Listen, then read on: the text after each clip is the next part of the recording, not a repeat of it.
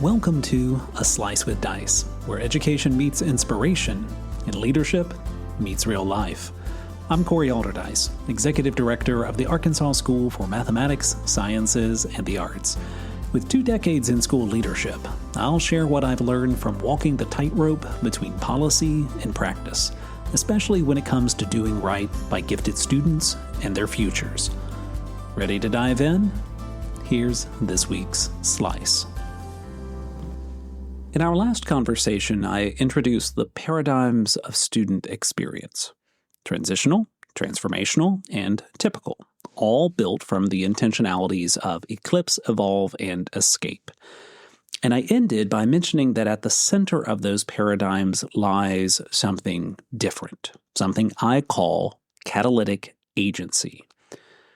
Today, I want to spend some time on that specific idea, not just because it's one more paradigm in the mix.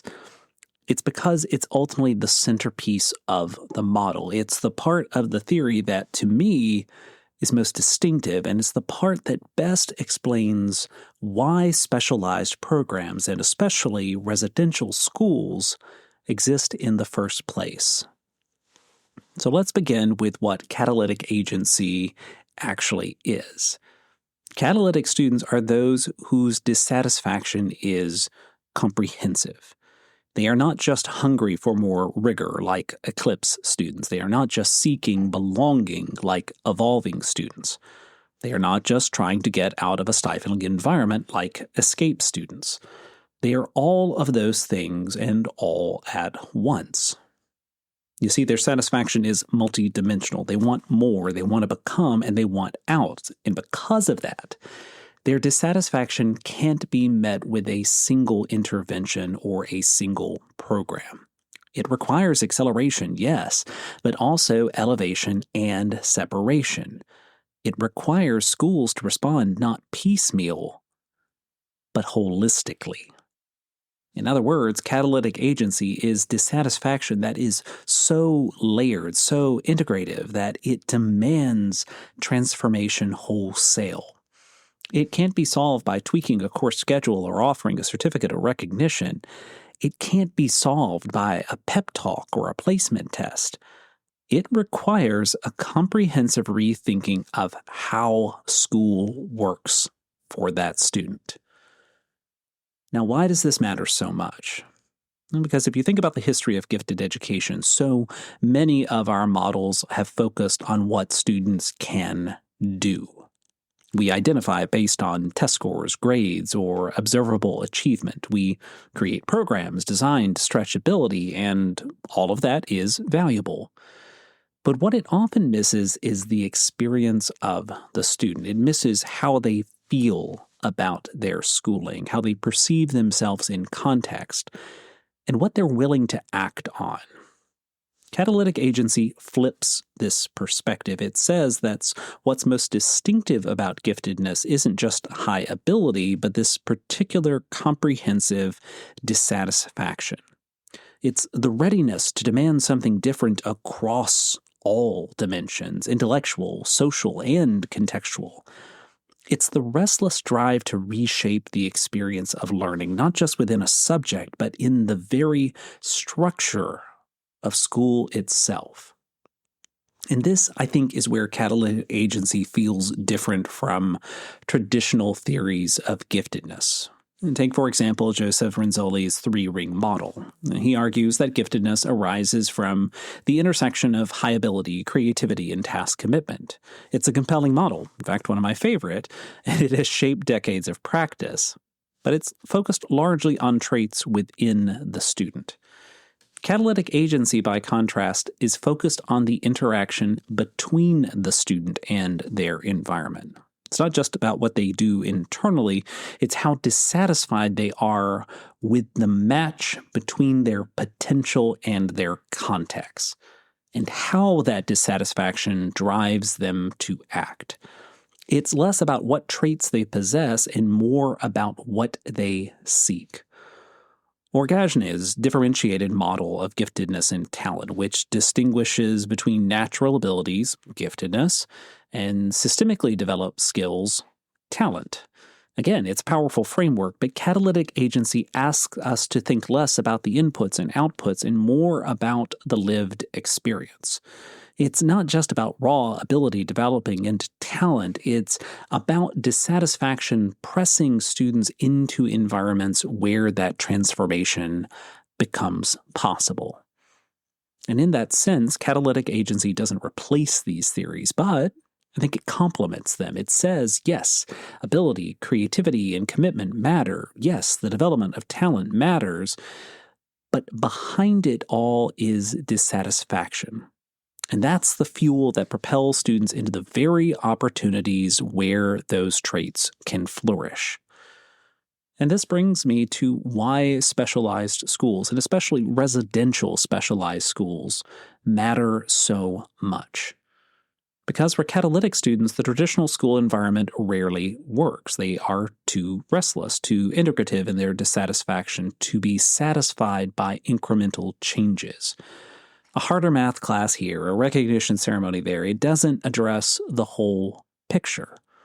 What they need is a comprehensive environment that accelerates them academically, elevates them socially and emotionally, and separates them into a context that frees them from the constraints of their old environment, alongside equally motivated and engaged peers. That's exactly what specialized schools are designed to do. Residential schools in particular offer something rare. They collapse the separation between living and learning. They create a new context entirely, one where rigor, affirmation, and environment are woven together. For catalytic students who are dissatisfied across all domains, that kind of comprehensive environment is not just helpful, it's essential. So in other words, Catalytic Agency in many ways is the justification for why these schools exist. They are not just programs for smart kids. They are environments designed to meet the needs of students whose dissatisfaction is so deep and so layered that only a holistic change can fully address it. So what makes Catalytic Agency unique compared to other paradigms? It's not that it's the most common. In fact, true catalytic students, I think, are somewhat rare. Most students live in the transitional, transformational, or typical paradigms where dissatisfaction blends in two directions rather than all three. But when catalytic students do appear, their needs are the most urgent, the most complex, and the most transformative. They are the students who push against every boundary at once. They are dissatisfied with content, with context, and with belonging. And because of that, they often become agents of change not just for themselves, but for their schools. They are the students who start new clubs, who advocate for curriculum change, who challenge assumptions. They are disruptive, sure, but in the best sense of the word. Catalytic Agency is also unique in that it ties together individual experience and institutional transformation. When we listen to Eclipse, we design harder classes. When we listen to Evolve, we build mentoring programs. When we listen to Escape, we create new contexts. But when we listen to catalytic students, we are forced to rethink the whole system. Their dissatisfaction shines a light on where our schools are too rigid, too narrow, and too incomplete. And in that way, Catalytic Agency doesn't just transform the student, it shifts the institution and propels it forward. For me, Catalytic Agency is more than a theoretical concept. It is the very heart of my work. When I think about why I've dedicated my career to specialized schools, and why I've championed residential models in particular, it comes back to this. These schools are not just about giving bright kids a leg up. They're about creating environments that match the needs of catalytic students. those whose dissatisfaction is comprehensive and whose potential is transformative. When I see a student arrive restless, hungry, and unsatisfied, and then watch them flourish in an environment that finally matches their needs, I am reminded of why these schools matter. It's not just about opportunity. It's about agency. It's about giving students the context where their dissatisfaction can become the catalyst for growth. You see, catalytic agency is the heart of the model because it explains both the urgency of certain students' dissatisfaction and the purpose of the schools designed to serve them. It is dissatisfaction made comprehensive, dissatisfaction that refuses to be quiet, dissatisfaction that demands transformation. And it's also a reminder to us as educators. When students press against every boundary at once, when they seem too restless, too demanding, too hard to satisfy, that may be the clearest signal of all. It may be the signal that they are catalytic and that our role is not to tame their dissatisfaction, but to meet it with environments that can hold it, honor it, and channel it into growth. Specialized schools, and especially residential ones, are built exactly for this. They are built for the students who need acceleration, elevation, and separation all at once. They are built for the students whose dissatisfaction is not a flaw, but the truest sign of their potential. That is the heart of the work. That is catalytic agency. A Slice with Dice is a production of Aldercube. Thanks for making time to reflect with me.